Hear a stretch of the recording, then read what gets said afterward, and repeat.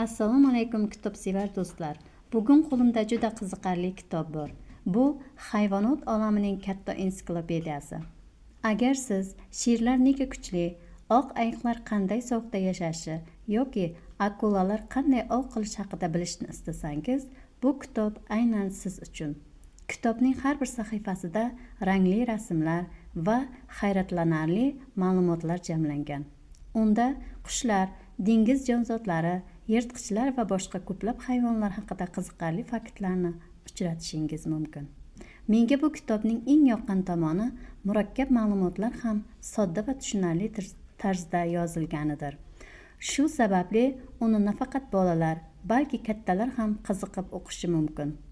Tabiatni sevishni va hayvonlar olamini yaqindan tanishni istasangiz, ushbu ensiklopediyani albatta mutolaa qiling.